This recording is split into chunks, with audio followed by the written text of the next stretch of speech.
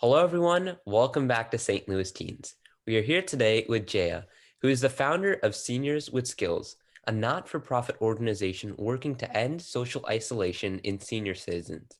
Jaya, you are currently a medical student at the George Washington School of Medicine, and you were selected for the 25 Under 25 Social Entrepreneurs.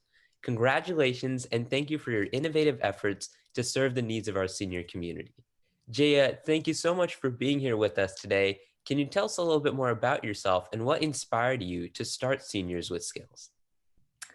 Sure. Thank you so much for that lovely introduction. So, as you mentioned, I'm currently a first year medical student, and I have always been interested in healthcare and medicine since God knows, probably when I was like in seventh or eighth grade. And actually, around that time, when I was 12 or 13, I started volunteering at a nursing home, the local nursing home, and I loved every minute of it.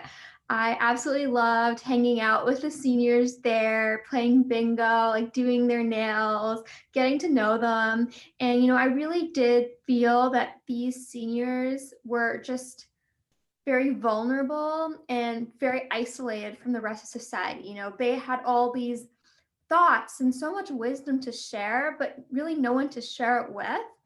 And I really wanted to kind of bridge that intergenerational gap between, our young generation and the seniors who have so much to share with us. So that was really the idea of starting Seniors with Skills. The fact that there's just so many seniors out there who want to interact with us, but it's just very difficult for volunteers to get going in nursing homes because you need all these forms. You need the police checks, the application, the interview, and people kind of get lost in the process. So the idea behind Seniors with Skills originally was really to streamline the volunteer process. Our team helps volunteers like find nursing homes, reach out to very busy nursing home coordinators, and really get through that whole process. Obviously, since COVID started, that whole volunteering in nursing homes has kind of been pushed to the side. But recently, we did start an online buddy program, which is basically where our volunteers are now FaceTiming with seniors in nursing homes. And Jaya, your vision is to make every senior feel socially involved. What are the different ways that you are trying to accomplish this goal?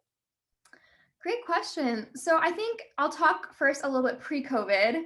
So in order to kind of, work on our mission, which was to end social isolation of senior citizens, we kind of had introduced a few different programs. One of them was the Cards and Knitting program.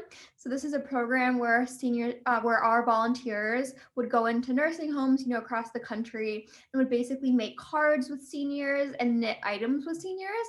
And all these items would actually be donated to local hospitals and hospices. So this was just a really great way for the seniors themselves to feel valuable and give back, but at the same time, kind of reducing the social isolation that they were facing. So that was one of our big programs. And then our other one was a computer training program. So basically, the volunteers would go into senior homes and teach them how to use the iPads that their grandkids got them, computers, any kind of technology, cell phones, all those kinds of things, because a lot of the time they were getting gifts, but they didn't know how to use them. So this actually allowed them to discover new interests and, reflect on old ones. So for example, a lot of them enjoy like jazz music and all these things that they didn't even know that they could find on the internet. And it was just a lovely experience to introduce them to social media and all the craziness on the web. So those were the programs that were running before COVID. And then after COVID began, I already mentioned the online buddy program is just like a very direct way that our volunteers are FaceTiming and video chatting with these seniors, just to make sure that they're doing okay and just to entertain them. Because honestly, they're currently sitting in nursing homes in their own single room, basically getting no social interaction, and it's very, very devastating to see the effects of that on their mental health and overall well-being. So I'm really glad that that program exists now. Can you share with us some of the success stories of the seniors that you've worked with? Yeah, I think one of my favorite stories to tell is there's this senior that I was working with for 3 or 4 years in high school, and he had never touched a computer in his life. Like literally like, he looked at a mouse and picked it up and was like, "What is this?" And I taught him like from scratch how to use it. And then he started using email, Facebook, Twitter, and was like connecting with his cousins in Costa Rica and just like reconnecting with family all across the world. And he was one of the ones who learned about how he could like watch jazz music on YouTube and read about the news online. And it was just amazing to see how he became like completely self-sufficient with the computer and is using it really just to keep himself entertained and intellectually stimulated. And Jaya, you have reached over 1,000 seniors and involved over 300 volunteers in your mission. What are your keys to such amazing success? Oh, thanks. So I think in the beginning, honestly, like when I was starting the organization, it was a lot smaller and it was just really like it started kind of as a passion project. It was mostly me and just a few other people working at a few nursing homes in the area and just helping the seniors there. And then we kind of realized that there was a need outside of our area. So that's kind of why we decided to file and bring in all these new volunteers. But I definitely think one of the keys to the success of it growing this big was definitely patience. It doesn't grow big overnight. You don't get like, people filling out the form every day overnight. So definitely just waiting and just keep believing and persisting. And also, I think that creating kind of innovative ideas does help. Like there's a lot of ideas already out there. So looking at what other people are doing. So for example, I reached out to everyone else in the nonprofit space working with seniors and I think that was great for me to see what else is going on.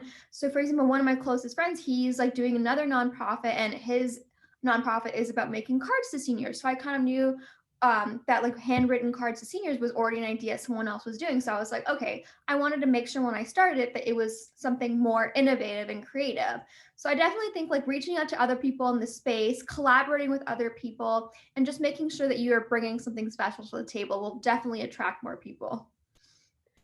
And now, with the onset of the pandemic, how have things changed for the organization and how are you navigating these various challenges?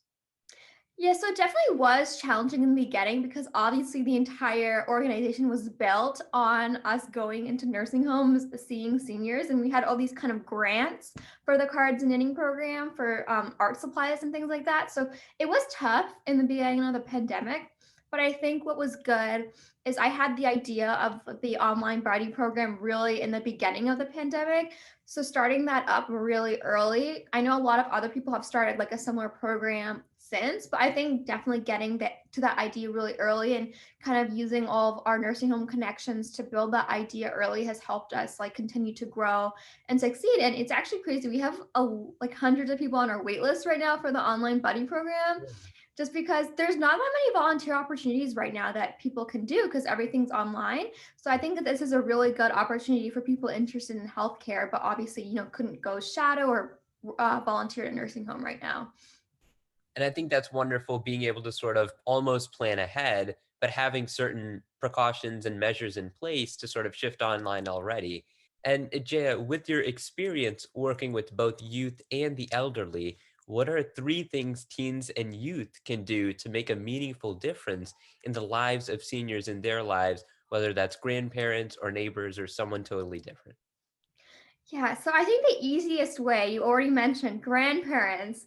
I can't stress that enough. I think, interacting with my own grandparents as well as the seniors there, really brought to light a lot of the social isolation that they're facing. So call your grandparents. We're in the middle of a pandemic. They're probably not seeing many people. So call them once a week, twice a week, tell them a funny story. If you're in college, like tell them about your roommate, something like that. I definitely think start with your grandparents. And, if you really like that kind of interaction, you want to work with more seniors, look up nonprofits working with seniors.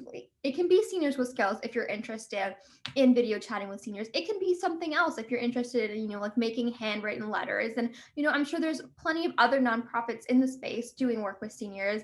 So yeah, honestly, just doing a basic Google search of things you're interested in really goes a long way.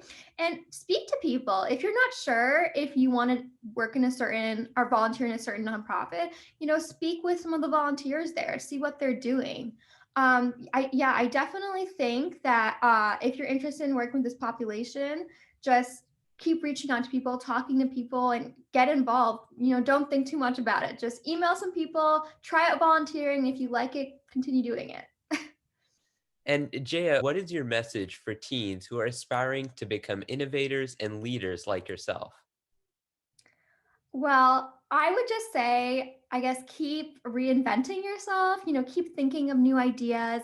One big piece of advice that I have is, when you're finished a project, so, I do research. So if when I finish a research project, it's not like, okay, let's celebrate for a few minutes, but what's next? So always kind of the back of your mind, once you're finishing something, like what's the next phase, like don't slow down, use your past successes to reinvent yourself and think of something new. And I just think that that's the biggest thing. So even now that we'd started the online buddy program, I'm realizing, what's next, like let's do something else, let's start a new idea. I think that's really the best way to continue your success and just keep people interested in wanting to be involved.